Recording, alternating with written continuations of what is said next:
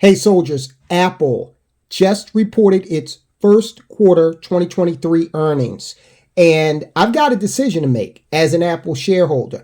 I'm going to walk through these results with you because I've got a decision to make as to whether or not I'm going to hold shares of this company, buy shares of this company, or sell this company, sell some or all of my shares based on these results. So let's just get right into it. Now, listen, when I say that they announced their first quarter earnings, you might say, well, Tyrone, wait a minute. The first quarter is not over yet. And you would be right in terms of the calendar year. But with regard to Apple's fiscal year, they completed the first quarter of 2023 as of December 31st, 2022. So their fiscal year is a little different from our calendar year, right? So just understand that as we go through, and we might use the term first quarter. Again, I don't want you to get confused. Now, of course, if you go to Apple's website and look at the investor information page, they're going to paint the rosiest picture possible. But we're going to look at this from the standpoint of reality, because again, as an investor, I'm doing my due diligence here. Mine, not yours. If you hold shares in Apple, don't just piggyback on what I'm doing. You got a totally different set of circumstances than I do. So you're going to have to look at things based on those circumstances, not mine. So let's go through here with both Amazon and Google. So we got all the tech companies kind of sliding here. Amazon and Google sliding after reporting disappointing earnings and mixed guidance. It was all up to the world's biggest company. That's right. Apple is the world's biggest company. Now, some might say, wait a minute. I thought Saudi Aramco was the world's biggest company. No, we're not going to give that to them because Saudi Aramco is not very transparent. They only got a portion of the company listed to shareholders, as quasi-public. So no, Apple is legitimately the world's largest company. They're not engaged in all of the obfuscation, opaqueness, and shenanigans that Saudi Aramco is. Now, when we say the world's biggest company, we're talking about their market capitalization. And simply put, market capitalization, you'll hear it referred to as market cap, is the total dollar market value of the outstanding shares as derived from the share price at any given time. So for Apple, that would amount to $2.39 trillion. Yes, Apple is a multi-trillion-dollar company in size. So that's a feather in its cap in terms of my evaluation. Now, Apple missed on several aspects of the results here. First of all, they missed on the earnings per share. Earnings per share came in at $1.88 versus $2.10 year over year. So they missed that earnings per share number by $1.94 per share. This company's got a lot of outstanding shares, so that adds up to a lot of money. Now, before we go further, I want to walk you through here. What is earnings per share? Okay, it's calculated as Apple's profit. Okay, so whatever the profit was, divide that by the outstanding shares, however many are out there. Now, when you get that result, that's going to indicate the company's profitability. So the higher the EPS, the more profitable the company is. So that's why we would have preferred to see $2.10 versus $1.88. Next, we have the gross margin.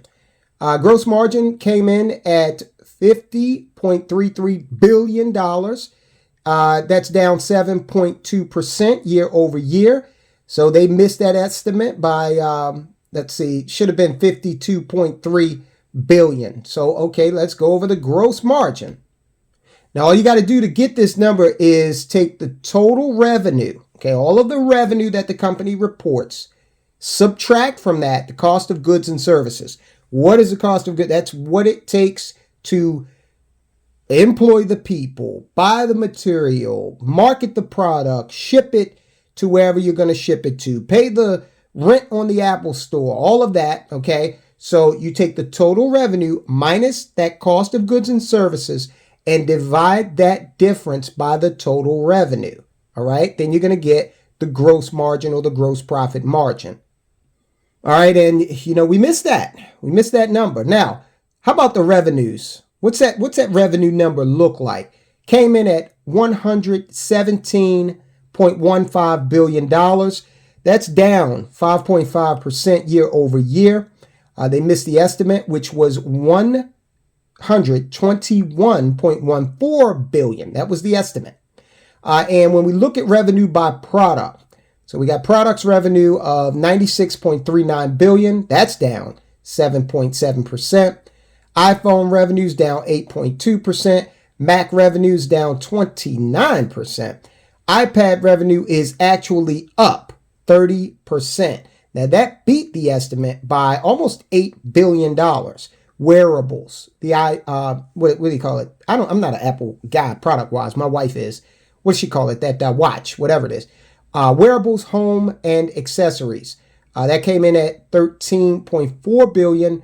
That's down 8%. So they're missing on a lot of numbers here. The only other number they met was service revenue. That's came in at $20.77 billion, or up 6.4%. Their revenue from China actually fell just over 7%. So, hey, this isn't a good story, all right, from the standpoint of them performing in that holiday quarter, okay? Now, here's my thing. There could be a silver lining we could snatch out of this cloud. I'm going to get to that in a minute. So that's what Apple pretty much did. Look, all of the techs have been suffering. There's not as much disposable income around. Companies are laying off. So Apple's types of products are, taking a beating here, apparently. Now, the CEO of Apple, Tim Cook, said that, quote, during the December quarter, we achieved a major milestone and are excited to report that we now have more than 2 billion active devices as part of our growing installed base.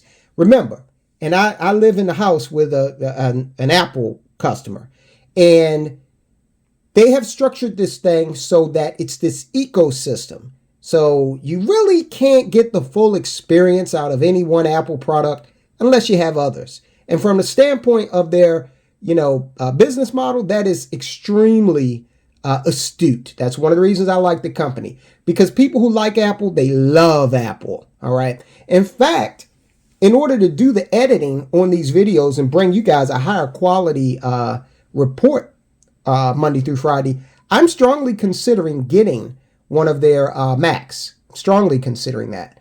CFO Luca Meister chimed in, quote, our record September quarter results continue to demonstrate our ability to execute effectively in spite of a challenging and volatile macroeconomic background. We continue to invest in our long-term growth plans. I like that. As an investor, I like the sound of that. We generated over $24 billion in operating cash flow. That's important because that kind of helps insulate them from the growing interest rates. It got a good cash flow out there, and they returned over $29 billion to shareholders. Now, how'd they do that? Well, stock buybacks is one way that they were able to do that. So I really like the sound of that.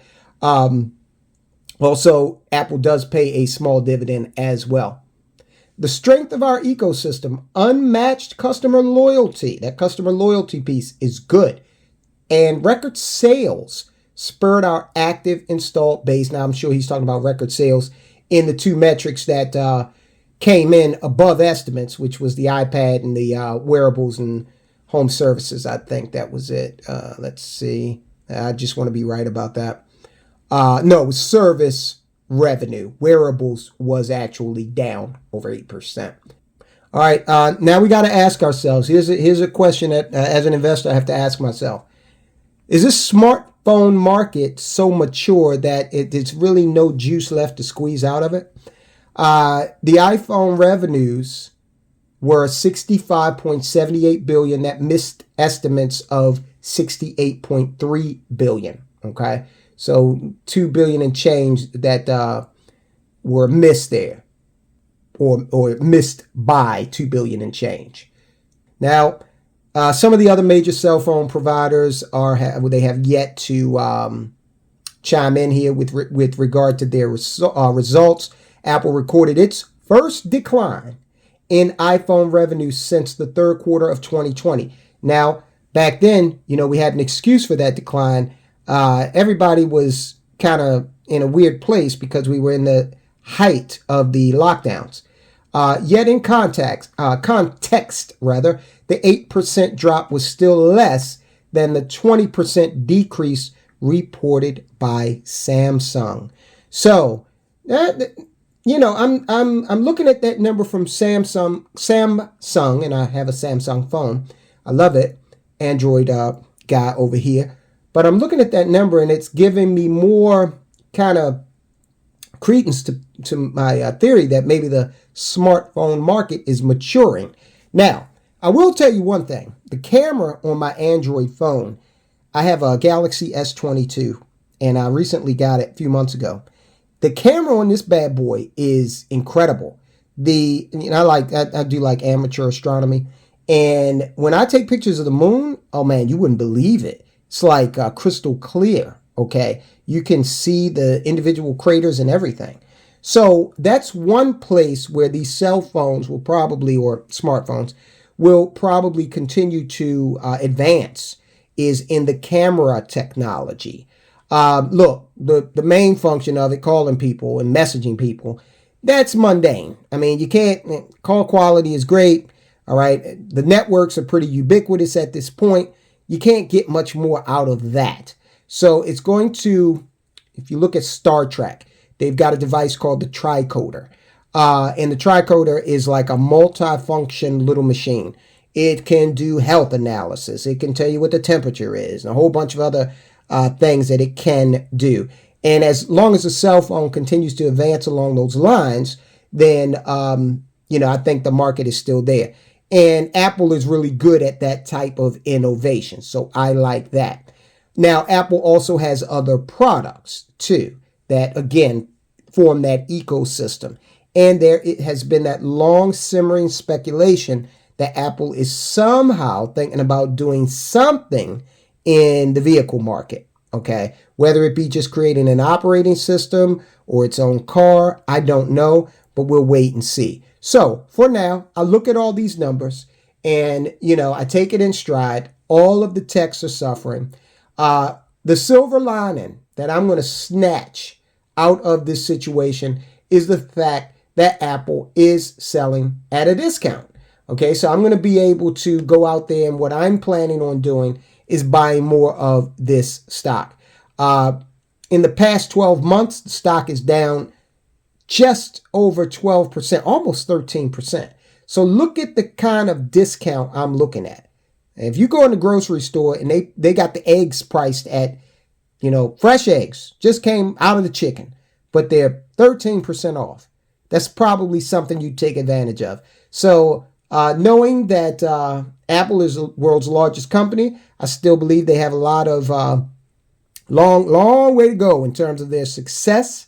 I'm going to double down here and go ahead and put some more in it, take advantage of what's going on right now with regard to the dip. Apple's dividend yield, by the way, is 0.61%. It's really nothing to write home about. But Apple's argument is this. Listen, we're giving you that little dividend. But what we are doing and I believe this, is more impactful and more important is we are putting money back into the company with regard to innovation. We're buying back shares, which is all of that is increasing the value over time of the stock that I own in this, what I believe is a really innovative company. All right, guys. So that's what we got going on. Now, look, if you want to take a look at how to free up some more money so that you may be able to buy some more assets, real estate, stocks, invest in your own company that you actually own, take a look at this report we did. It's a review of the app, Webull, the Webull app. Now, listen, when we do these reviews, it's important to know we don't get paid from these people. They're not sponsors. These are honest reviews. But take a look at this review, this report. This may be able to help you free up some money and put some more money toward purchasing those appreciating income producing assets known as stock. But remember, you have to always do your due diligence. Guys, I'll talk to you soon.